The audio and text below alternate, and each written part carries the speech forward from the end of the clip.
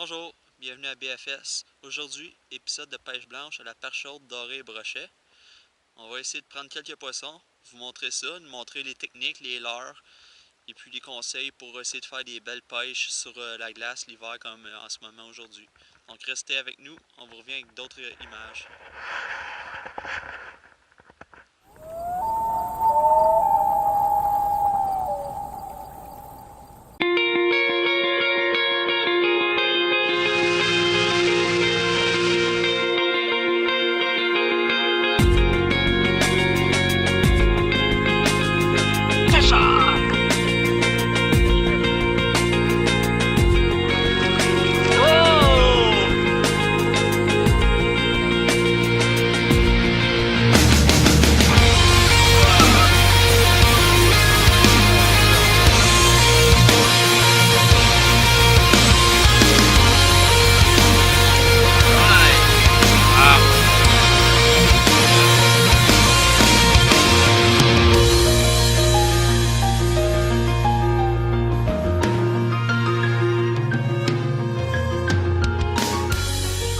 Suivez notre émission Bro Fishing Show, on a des beaux comme ça à vous montrer.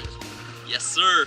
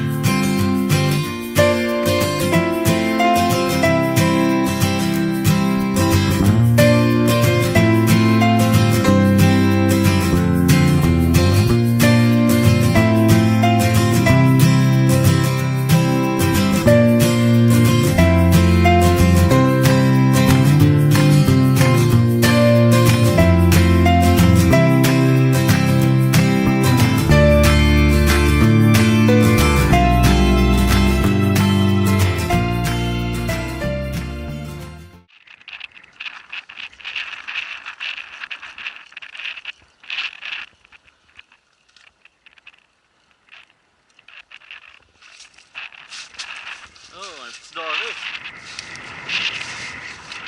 Il est cute. Ça n'a pas pris de temps, hein? On a installé, on a percé les trous, puis on a avancé avec le sonore pour voir si on voyait pas des signaux, puis on a trouvé ça, un endroit qui a quelques signaux. On a mis à l'eau, puis tout de suite après ça a commencé à mordre. C'est pas gros, mais c'est un doré. Hein, je vais lui donner. Il le mérite.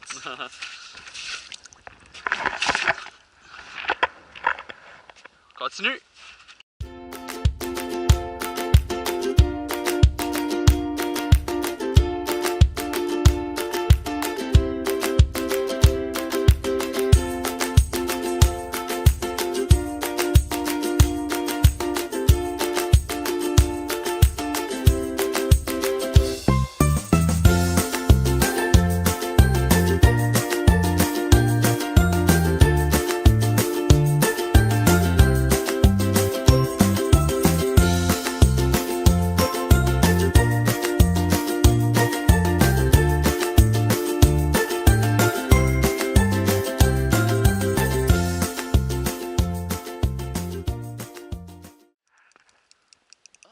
Quand ça me donne du poids. Peut-être. Oh oui, il aime ça de la drive, c'est bon ça. C'est bon signe.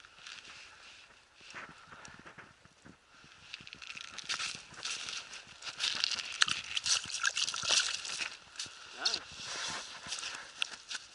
Montre-nous ça, ce beau doré-là. Un beau doré, il mord vraiment mal aujourd'hui, je vous le garantis là. Hey. Je vais essayer de pas me couper les doigts là. Yay. En jiguant avec une tête de jig. Orange puis un maneuil. Un beau doré, écoutez, qui est vraiment une belle grandeur pour manger à part de ça. Ils sont vraiment amorphes aujourd'hui. Ils n'ont pas vraiment faim, hein. Puis ils mordent du bout de la gueule. On se fait voler beaucoup de menus aujourd'hui, mais on ne réussit pas à les prendre. La persévérance, ça paye. Fait qu'on lâche pas, on essaye plusieurs techniques. Aujourd'hui, ça marche quand on jig lentement. Ils volent des monnaies, mordent du bout de la gueule, ils finissent à revenir puis on les attrape. C'est qu'on vous revient avec d'autres techniques puis d'autres poissons. Restez avec nous.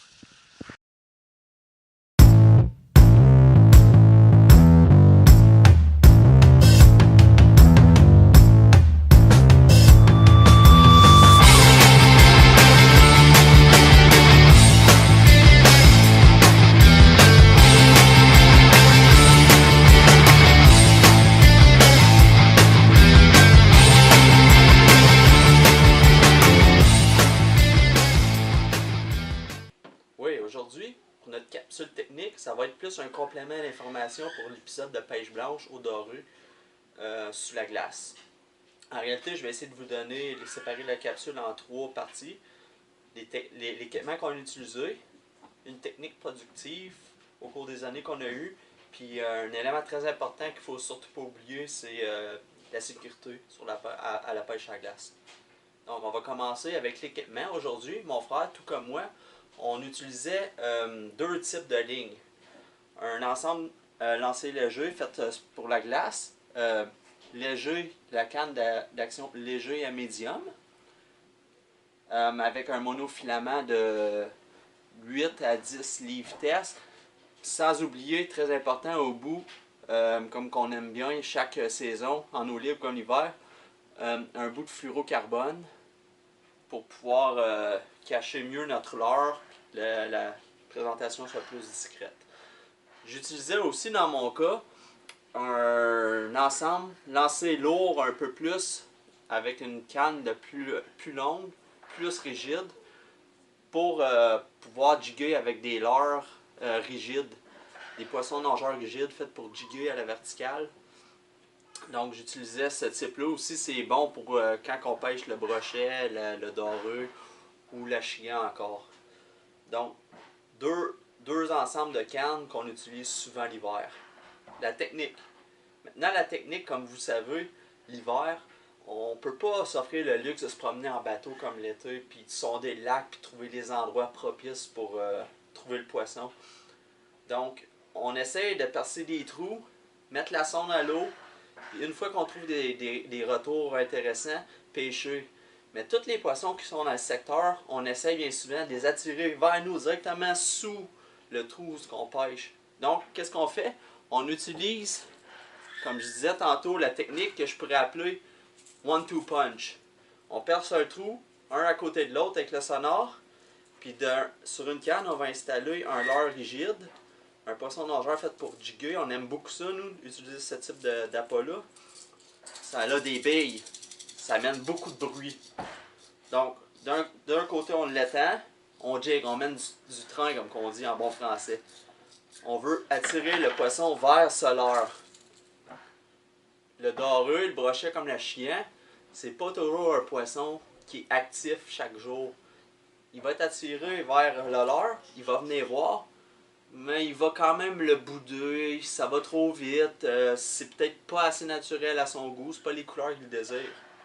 C'est pour ça qu'on a notre autre trou juste à côté, avec une autre ligne qu'on aime utiliser, une tête à dandiner assez légère. On peut l'utiliser de différentes tailles. J'aime les 1/4, tout dépendamment de la profondeur, les 1/4 à 1/2, 3/4 dans le gros maximum. Des couleurs, encore là, comme je disais, sous la glace, moins de rayons de soleil qui rentrent. Faut attirer le poisson de manière visuelle. J'aime les couleurs voyantes comme le orange, le jaune fluo ou encore l'argent qui essaie de refléter peut-être les quelques rayons qui pénètrent sous l'eau. Donc, on met un menu, soit dit en passant dans la zone de pêche qu'on était lors de l'épisode, c'est des menés morts absolument. Donc, on emporte un mené mort sur une tête à dandiner. On envoie ça dans le fond. On l'a attiré avec notre appel-là qui mène du bruit. À ce temps, on va le taquiner tranquillement avec le mené naturel. On va le remettre sur le porte-canne. Comme j'ai ici, les porte-cannes, très pratiques aussi. On attend. Souvent, le doré va attaquer à ce moment-là quand tout est mort. L'odeur est là. Le menu, c'est un vrai menu. Il voit, il va attaquer discrètement. Ça, c'est les journées qui est plus à mof, comme dans notre épisode. D'autres journées, tu vas le jiguer aussi avec le menu artificiel.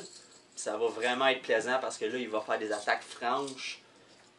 Puis c'est agressif, c'est vraiment le fun. Ou encore, on va jiguer avec le menu naturel mort.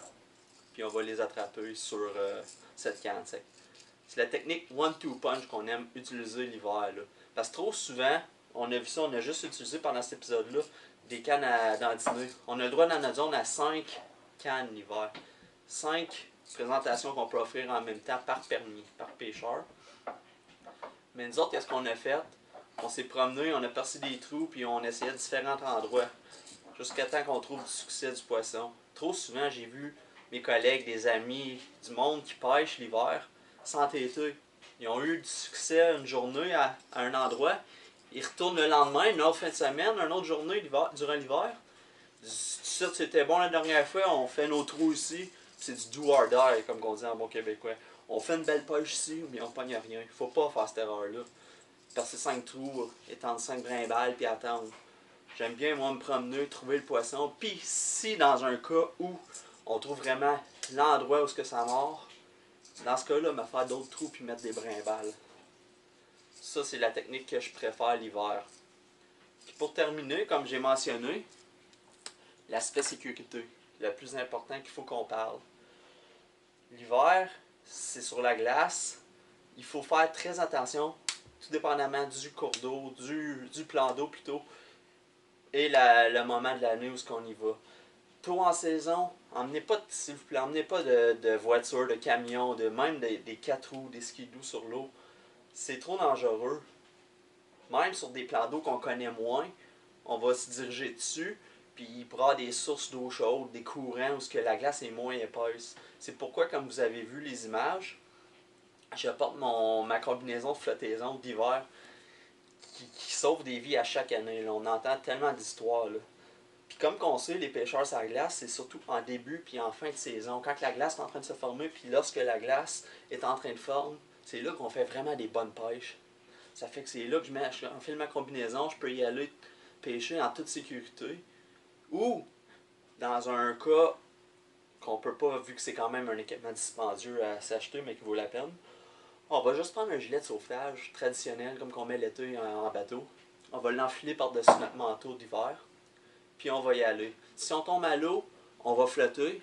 Ça n'aura pas la propriété anti-hypothermie, comme on peut dire, de la combinaison exprès faite pour ça, mais vous allez quand même survivre à la noyade et pouvoir vous réfugier à l'intérieur et vous mettre au sec et vous réchauffer rapidement. Donc, s'il vous plaît, vous voulez avoir encore beaucoup de belles saisons en avant de vous, prenez en compte la sécurité, c'est l'aspect le plus important, toujours, que ce soit l'été comme l'hiver. Sur ce, bonne pêche et on se voit à notre prochaine capsule technique.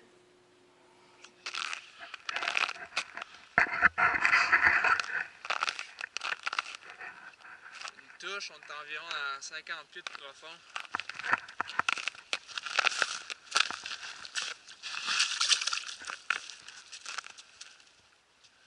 Un joli petit doré jaune. Je l'ai agacé avec mon rappelat pour faire du bruit. Là. Il est venu mordre dessus. Là, je l'ai lâché, puis je l'ai essayé avec mon méné naturel. J'ai jigué un petit peu, puis je l'ai laissé tranquille, puis il est venu mordre comme ça. Il y a un beau doré jaune. Un petit peu petit, mais l'hiver, on prend ce qui passe.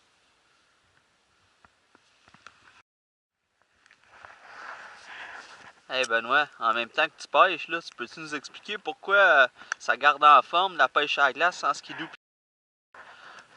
Ouais, aujourd'hui, on a appliqué une technique, on va l'appeler la technique du 15 minutes. On a commencé par percer des trous à un endroit qu'on connaissait déjà, qu'on a déjà eu du succès à une telle profondeur d'eau. Donc, on a pêché un petit 15 minutes là, puis avec les retours qu'on avait sur le sonore, on pouvait voir qu'il n'y avait pas d'action là, qu'il n'y avait pas de poisson. Puis, comme on sait, on pêche pas où il n'y a pas de poisson, ça donne rien, on va perdre notre temps. Donc, 15 minutes plus tard, on a déménagé un petit peu. On fait une centaine de pieds, 200 pieds, puis on essaye encore. Dans différentes profondeurs, en s'en allant comme ça. C'est un peu comme si on trollerait l'été. Fait que, on peut voir que dans ce temps-là, nos jambes travaillent fort, notre cardio travaille fort aussi. On perce tout le temps quelques petits trous. On a droit légalement à 5 lignes sur la pêche à la glace dans notre zone. Puis ce qu'on utilise nous autres, c'est deux lignes seulement. C'est plus facile à s'occuper, ça bouge tout le temps, il y a toujours de l'action. Donc le poisson, il a l'air plus actif. On peut pas en avoir 5 si on n'a pas le temps de s'en occuper. On a remarqué que ça marchait pas souvent. Fait que là, on s'est promené comme ça, puis présentement, on a trouvé un secteur où il y avait un petit peu de plus d'action côté sonore, côté morsure. Donc on en a attrapé un. 15-20 minutes plus tard, ça a tombé mort. On a pensé de vouloir déménager, mais on a percé un trou, 2 trous, pas loin. Puis en retournant chercher nos lignes, l'action est recommencée. Un autre petit truc qu'on a remarqué qui arrivait, c'est sûrement pas par hasard, percer des trous, ça fait bouger le poisson. Fait qu'à ce moment-là, on a attrapé un deuxième. Un autre fish on. Un autre beau poisson. Ça en vient. Ah ouais. Ah ouais. Wow. Quel beau doré, wow! Nettoyer un peu, là, vous montrer ça.